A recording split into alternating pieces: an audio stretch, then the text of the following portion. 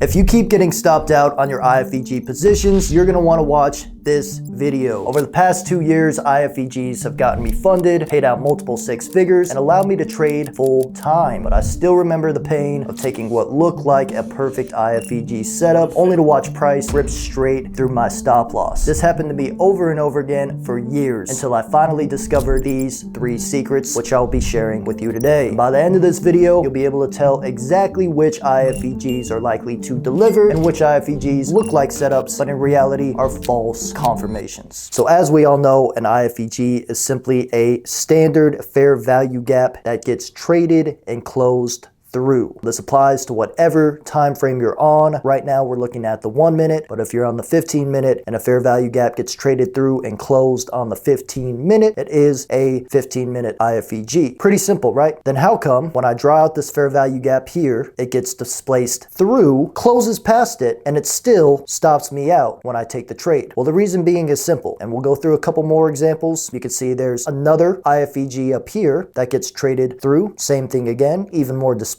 but then when I go ahead and take the trade, it still goes ahead and stops me out. Now, why is this? Why does it keep stopping us out even though we're getting the perfect confirmation, we're getting the close past the IFVG, all the things are lining up that they tell you to take? But the thing that we're not looking at is narrative on the intraday and on the higher time frames. And if we go ahead and we zoom out here to the 15, you can see the whole time that price is going up to make these IFVGs we're taking, it's actually stopping just shy of a 15-minute fair value gap. So this whole time, price is just manipulating, making these relative equal highs, getting sellers into the market and faking them out. And you can see when we finally go up to sweep those highs, we enter the 15-minute fair value gap, and the point of interest gives us the delivery. So this is why it's key to always have at least a 15-minute or higher point of interest whenever you're teeing off of an IFVG, because without it, you're not actually supporting your entry with anything. You simply have lower time frame price patterns, and as we know, that does not move the market. Narrative does. So the main lesson here: never take an IFVG setup, never even consider it until it has first traveled to a 15-minute or higher time frame point of interest. Then and only then you can start looking for an entry. All right, now let's take a look at 2 more examples. One IFVG that got stopped out, and an IFVG directly after that that ended up delivering. And we're going to go ahead into why this setup delivered and why this first one didn't. And the reason is because of the intraday draw on liquidity. Now, draw on liquidity, we all think of daily bias, daily draw. These things are good, and it's good to know where it's going. But a lot of times as a session trader, as a scalper, the main move is determined by the next intraday movement, or the next 15-minute candle, 1-hour candle, potentially even 4-hour candle. And if you're not aligned with this intraday draw on liquidity, any setup you see on the lower time frame can easily be manipulated and stop you out. And that's what happened here. So you can see this first setup, we tapped into a 4-hour breaker block. That's the PDA that I was using, this 4-hour bearish breaker. We also had a 15-minute fair value gap that we were in, and we had reached the consequent encroachment of that 15-minute fair value gap. You can see from here, I go ahead and take the trade. We're still back here at this time. And keep in mind as well that this other 15-minute candle had not closed yet. So we still hadn't closed this candle. We had this fair value gap down here, but we had not made that other small fair value gap up there yet. So you can see I take the trade. There is currently no draw on liquidity on the 15 lower because we had already purged the 15-minute fair value gap down here. So at this point, we were delivering from the bullish 15-minute fair value gap to the next bearish draw on liquidity. And now, since we're at a bearish zone, we do have a setup, but we don't have anything down here from an intraday perspective to draw to. So what is price going to prioritize? It's going to prioritize the next draw. Candle opens up at 10:30. That's the next 15-minute candle. And where does it go? It goes to the previous 15-minute candle's high, which was the closest draw on liquidity. Also, we had the consequent encroachment of that same bearish 4-hour breaker, which was another draw on liquidity. But now, guys, let's fast forward here a couple more minutes, because at 45, we develop, what is it? A new 15-minute candle. You can see also we've inverted a fair value gap. And what do we have now that this candle has closed? We have a draw on liquidity.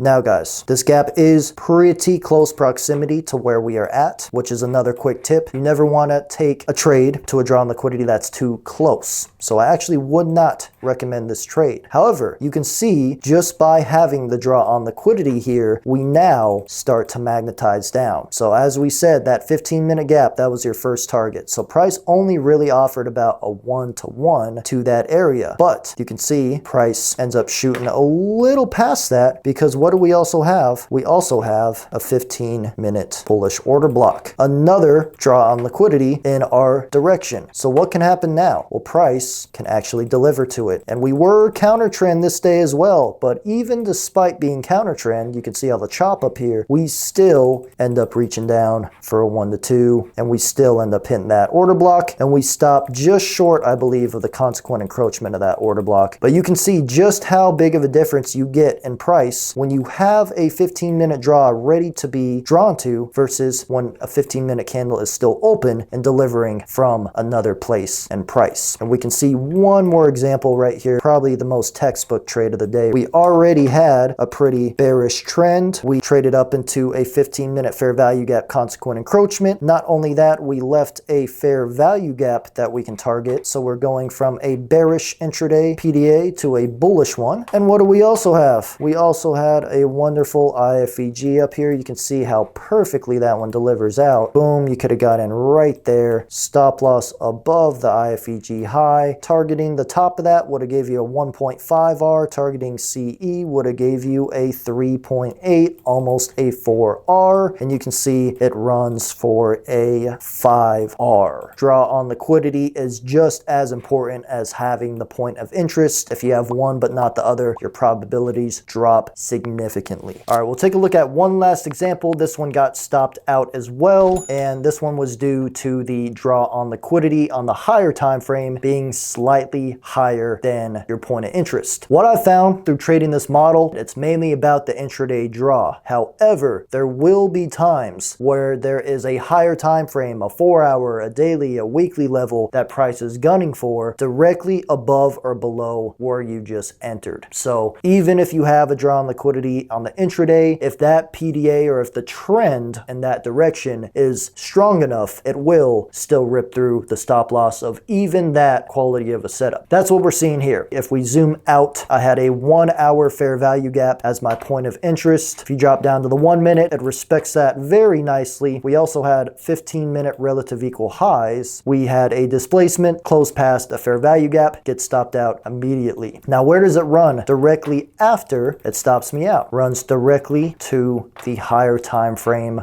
point of interest, this 4-hour fair value gap. And there was even another 4-hour gap up here, which we also reached for. And on top of that, we were also in a 4-hour discount relative to this last price leg. So until we reached up here, we were still in a discount area. So that's not where you want to be selling from a higher time frame perspective. Now, on the contrary, there is a way to be a part of this day, and it's simply to flip your bias the other way. So you can see here, price is coming down. We left a 15-minute fair value gap there. So you're either waiting for one of these bullish levels, but remember, we're waiting for points of interest. We're not just taking random 1-minute confirmations. You see price taps into that 15-minute fair value gap. It makes an IFVG right there to the upside, and you do get a little bit of back and forth, but you can see if you put your trade on this IFVG, stop below the IFVG candle, you would have been able to catch this move here. So whenever you see this, guys, or whenever you see price refusing to sell off if you're taking sells, or buy if you're taking buys, it usually either has to do with the trend on the higher time frame, or it has to do with the fact that you have a point of interest or a draw on liquidity on the higher time frame that's slightly above where you chose to tee off on your setup. Now I'm going to teach you guys how to actually just go in and find these setups. Not sure if we even had a setup today, but I'm going to go ahead and review today's price action. Now, what do we have here? Without looking at higher time frame, without looking at pretty much anything else, what do we have here right off the bat? We have a 15-minute bullish fair value gap right here. That could potentially be a point of interest if we're still going up. We're at all-time highs, so there is no PDAs to the left or to the right of this right now. And then you can also see that we are coming from a liquidity sweep down here slash fair value gap gap off an 8:30 news run. The main question here is price going to continue bullish? Is price going to continue bearish? We will see. Price has already made a high, rejected, so this is somewhat of a rejection block. We swept an internal 15-minute high, closed bearish, and we also have this draw on liquidity down here, and then we also inverted a gap right here. So it'll be interesting to see if that setup plays out in a market open, but let's see. So you see beautiful, if you would have got in pre-market here, you would have bagged a beautiful opportunity right there to sell down to that 15-minute, bag some profit there. You can see we inverted here as well. So you could have took a long right here, either had your stop loss below this candle's low or the IFVG low. That was kind of a wide stop loss, but either way. And now let's see how this plays out here, guys. Boom, you can see beautiful 1 to 2 right off the market open. That's about double to triple your money in about 3 minutes flat. Not a bad day if you ask me. That is how you find